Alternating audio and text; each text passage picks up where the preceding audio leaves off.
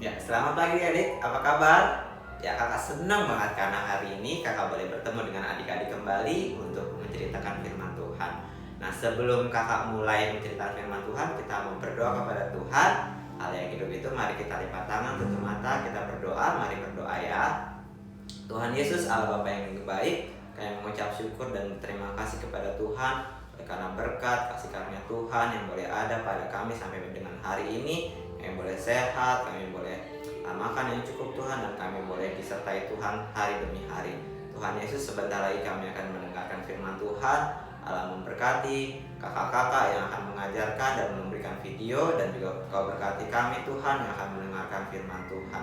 Terima kasih Tuhan, kiranya Allah Roh Kudus memimpin kami dan membimbing kami. Dalam nama Yesus kami sudah berdoa. Haleluya, amin.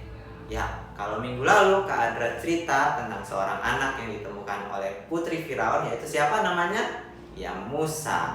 Musa pada waktu itu masih kecil ya adik-adik.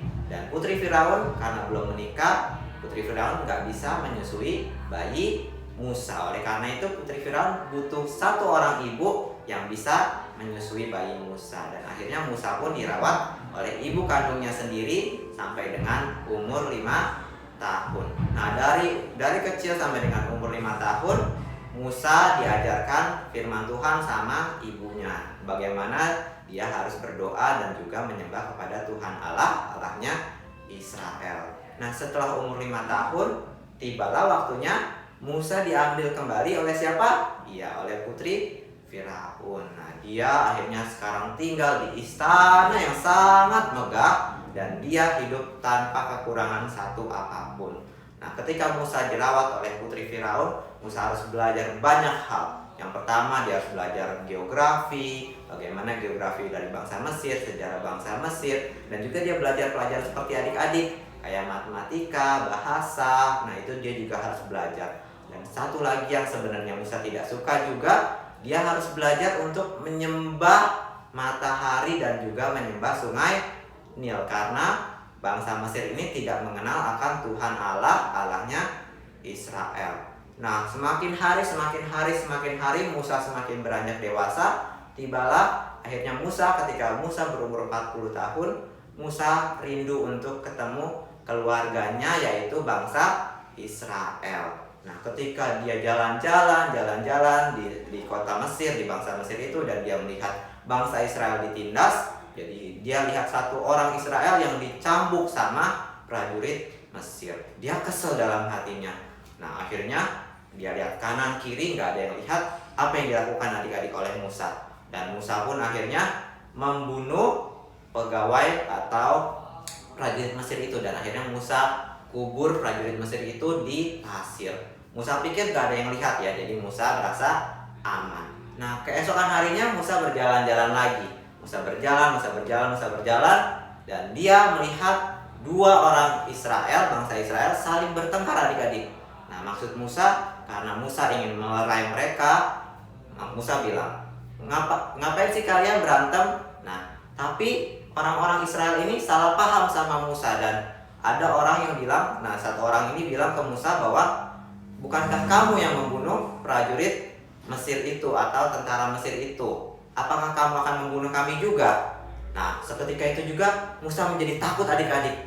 Takut karena ketahuan sama Firaun. Kalau udah ketahuan sama Firaun, pasti Musa akan dibunuh oleh Raja Firaun. Akhirnya Musa pun melarikan diri pada malam itu juga ke negeri orang asing. Dia lari jauh dari bangsa Mesir. Dia tiba di negeri Midian. Di negeri Midian dia merasa sangat lelah, dan di situ dia istirahat dekat sumur. Nah, ketika dia istirahat di dekat sumur, ada gadis-gadis yang ingin mengambil air untuk domba-dombanya.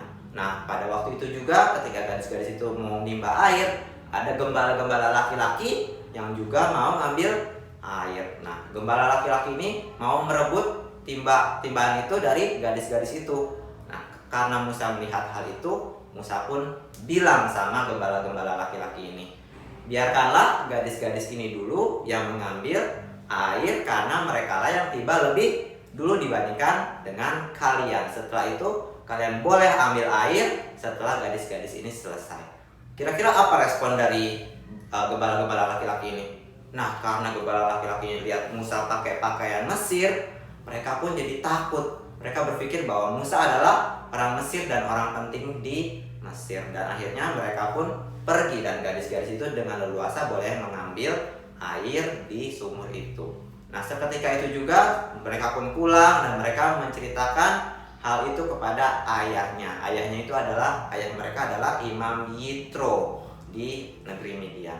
Nah, ketika Imam Yitro dengar, lalu Imam Yitro bilang, "Di manakah anak muda itu? Di manakah Musa? Panggillah dia ke sini untuk makan bersama-sama dengan kita sebagai ucapan terima kasih kita." Akhirnya gadis-gadis itu menjemput Musa, dan Musa pun dibawa ke rumah Imam Yitro dan Musa makan bersama-sama. Nah, Musa sehari-hari tinggal di rumah Imam Yitro di negeri Midian, dan akhirnya Imam Yitro memberikan anaknya Zipora untuk menjadi istri Musa, dan di situ Musa menikah dengan Zipora dan mempunyai anak laki-laki yang dinamai Gersom.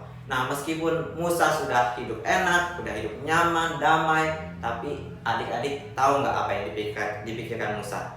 Musa tetap memikirkan bangsanya, tetap memikirkan saudara-saudaranya yang masih ditindas di negeri Mesir. Musa selalu berdoa kepada Tuhan supaya Tuhan menolong. Dan makin hari karena bangsa Israel juga semakin hari semakin ditindas, dan bangsa Israel juga berdoa kepada Tuhan dan mereka berseru-seru kepada Tuhan. Kira-kira Tuhan dengar nggak seruan mereka? Ya, akhirnya Tuhan mendengar seruan mereka, adik-adik, dan Tuhan akan menolong bangsa Israel melalui Musa, ya adik-adik. Nah, ceritanya itu minggu depan ya. Nah, sampai di sini cerita Kak Dadang yang bisa Kak Dadang sampaikan.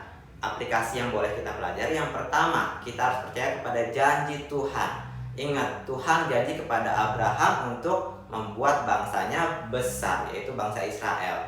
Dan Tuhan mengingat janjinya kepada Abraham, sehingga Tuhan akan menyelamatkan bangsa Israel dari bangsa Mesir. Yang kedua, belajar sama seperti Musa yang mengasihi saudara-saudaranya. Jadi kalau adik-adik ada lihat teman adik-adik, kakak, adik, atau mama papa yang sedang kesulitan, adik-adik bisa mendoakan atau mungkin membantu dengan doa, atau mungkin membantu teman-teman misalnya kesulitan belajar, boleh adik-adik bantu untuk diajarkan pelajaran yang memang adik-adik bisa. Lalu yang ketiga, sama seperti Musa tidak mementingkan kekayaan yang dia miliki di Mesir, tapi Musa mementingkan saudara-saudaranya. Jadi kekayaan bagi Musa bukanlah hal yang penting, tapi Musa mementingkan Tuhan Allah yang harus dia sembah. Nah, sampai di sini pelajaran yang bisa kakak kasih ke adik-adik. Kita mau berdoa kepada Tuhan untuk menutup ibadah kita. Mari kita bersatu dalam doa. Tuhan Yesus, Allah Bapa kami mengucap syukur kepada Tuhan oleh karena hari ini kami boleh belajar dari Musa, Tuhan, yang taat kepada Tuhan, yang selalu mengingat akan saudara-saudaranya Tuhan. Tuhan, kiranya kami berdoa bagi kami semua, kami boleh belajar dari Musa, Tuhan, yang taat akan Engkau, Tuhan, yang memegang teguh janji Tuhan, dan juga kami boleh mengasihi mama papa kami, adik-adik kami, kakak-kakak kami, atau bahkan teman-teman kami, Tuhan. Inilah doa kami, kiranya Allah memberkati kami, Tuhan, yang sedang di rumah, Kau menjaga kesehatan kami semua, kiranya Allah mengurapi kami semua, dalam nama Tuhan Yesus kami sudah selesai berdoa. Haleluya, amin. Nah, ayat hafalannya diambil dari Amsal 16 ayat 9. Hati manusia memikir-mikirkan jalannya, tetapi Tuhanlah yang menentukan langkahnya. Kita ulang ya. Hati manusia memikir-mikirkan jalannya, tetapi Tuhanlah yang menentukan arah langkahnya.